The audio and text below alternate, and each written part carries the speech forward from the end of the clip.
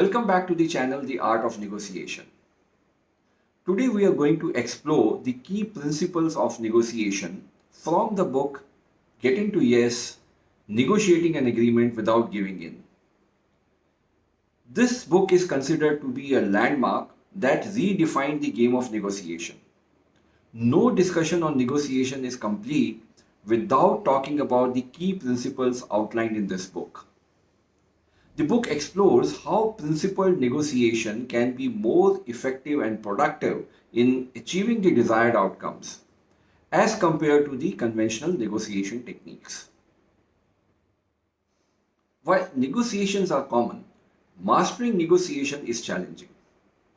Conventional strategies often leave people dissatisfied, exhausted, or isolated. There are two most common approaches. Let's try to understand with the help of examples. In the first example, the management of a company is negotiating with the labor union. The management wants productivity-linked salary, flexibility to hire contract labor, and overtime. On the other hand, the labor union wants higher wages, fixed working hours, and allowances. So the negotiation is treated like a battle, which often leads to the labor strikes and failed negotiation. Where is the problem? The problem lies in the approach adopted by both the parties, and that is the approach of positional bargaining. Both the sides take positions to maximize their own gains. Even if they are able to reach an agreement, by splitting the difference, both the parties will be less than satisfied with the outcome which they achieve. This approach also has a negative impact on the relationship, which leads to the mistrust, breakdown in communication, and isolation. The second approach is the soft approach, in which one party tries to accommodate the demand of the other party in order to maintain the relationship at the cost of their own interests. For example, the parents may give in to the demand of their child in order to avoid any conflict. The third approach is the principled approach of negotiation, or the negotiations based on merits. This method is more likely to produce wise outcomes efficiently and amicably. The authors give various examples to compare the hard approach of positional bargaining, the soft approach, and the principled approach of negotiation. The principled approach of negotiation is based on 4 principles. The first principle is separate people from the problem. Since the negotiation involves people, the psychological factors like ego, emotions, perceptions, lack of communication can strain the relationships. At the same time, each negotiator has certain interests to be satisfied.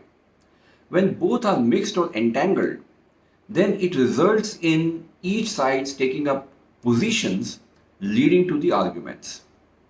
So by dealing separately with the people-related issues and the real issues involved in negotiation, you can actually produce win-win outcomes.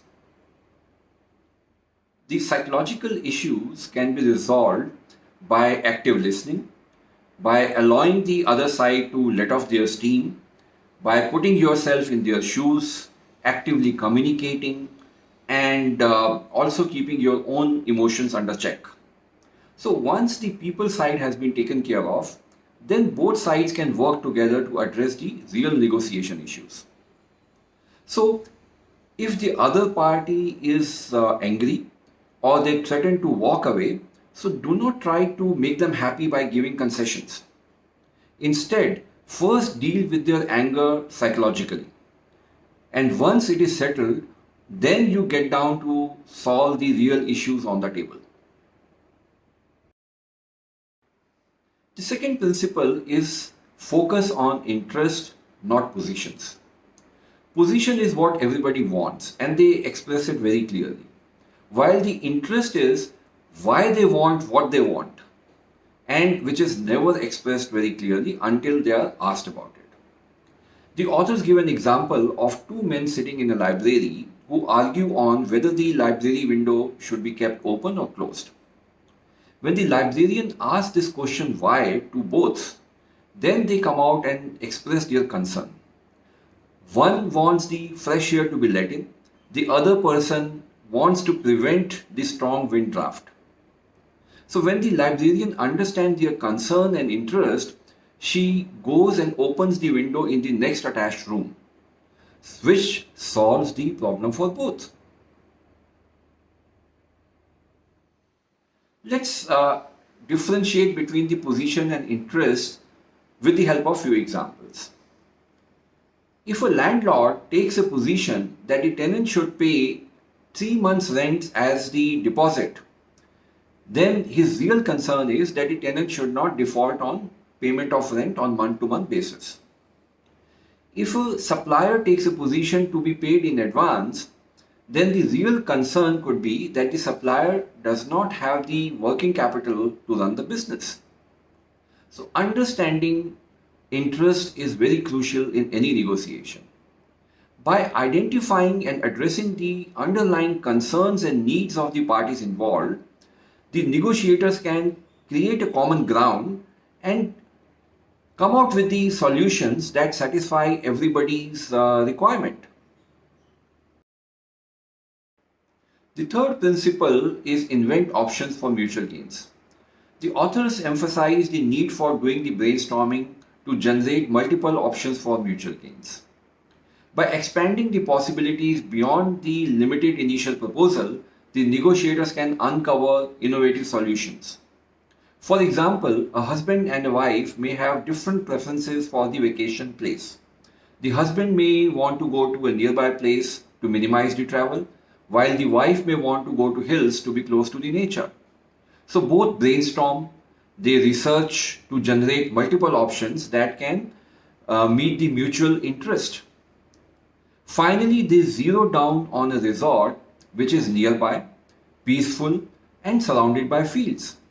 The resort also conducted fun activities like yoga session, pottery classes to make the stay of the guest enjoyable. So in this example, the brainstorming led to the decision which satisfied the mutual interest. The lower cost and fun activities came out to be a bonus which they had not even thought about earlier. And to top the cherry on the cake, they have generated the list of places which they can use for their next holidays. So in a complex situation, inventing options is an absolute necessity. In any negotiation, it may open doors and produce a range of agreements which could satisfy both the sides. Therefore, generate as many options as possible before selecting among them. Invent first, decide later through mutual understanding and consensus.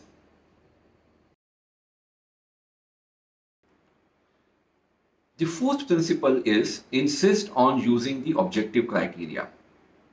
The authors suggest using a fair standard and objective criteria as a basis of decision making in any negotiation. By relying on the external benchmark such as market value, industry standards, legal precedents, the negotiators can minimize the bias and subjective judgments.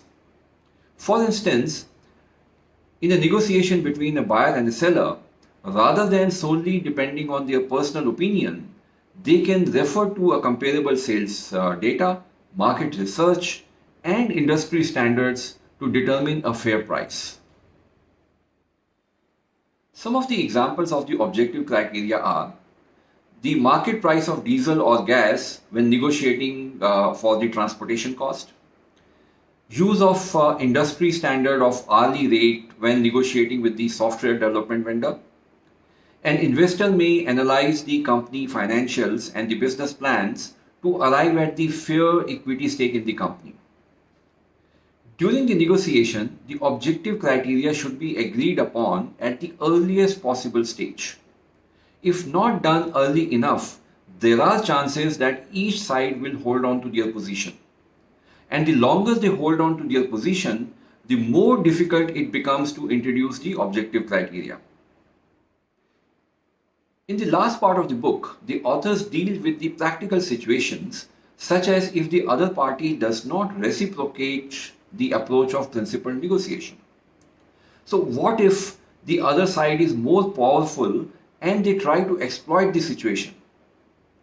The solution proposed is, in every negotiation, it is essential to establish a bottom line that safeguards your interest and acts as a non-negotiable limit that you will never cross. This is called as BATNA, or best alternative to negotiated agreement. For example, if you're planning to sell a house for $200,000, then you must establish a BATNA, or the worst case scenario, and let's say that is $175,000. You arrived at this BATNA because you may already have got an offer from another buyer of the house, or you may have arrived at by doing some market research. So if you know your BATNA, you will never come under pressure to close the deal that is worse than your BATNA. There is a detailed video on BATNA for which the link has been provided in the description. What if the other party continues to use the positional bargaining despite you following the principled negotiation approach?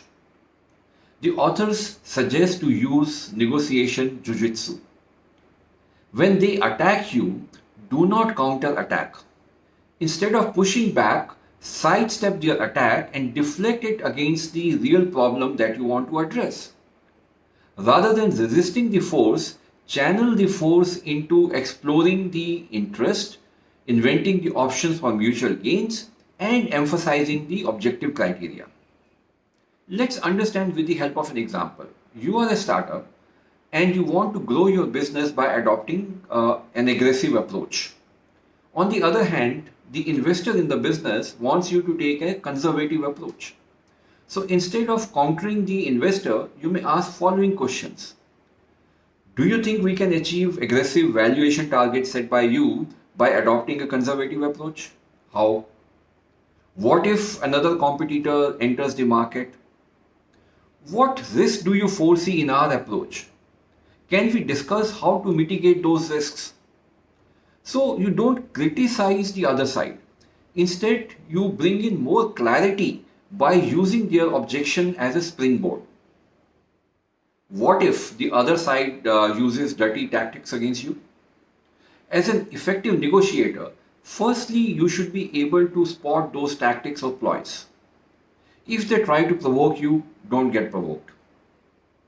If they try to put you under pressure, don't get pressurized. This itself will neutralize their tactic to a large extent. You can also call out their tactic openly. For example, you may say, look, if I'm not wrong, you and Alex are trying to, do a good cop and bad cop tactic on me. Just raising a question, even in a humorous way, will stop them from using that tactics any further. The next thing that you should do is to lay down the rules of the game of the principled negotiation. When the other party realizes that their tactics have been diffused, they are more likely to come around for a game that is more ethical and fair. Hope you enjoyed the summary of the book Getting to Yes, Negotiating an Agreement Without Giving In, which revolutionized the field of negotiation. If you wish to purchase this book, a link has been provided in the description. You can click on the link and purchase the book from the Amazon store. If you like this video, please give it a thumbs up. For more insightful and powerful ideas on negotiation, please do not forget to subscribe to our channel. Thank you very much.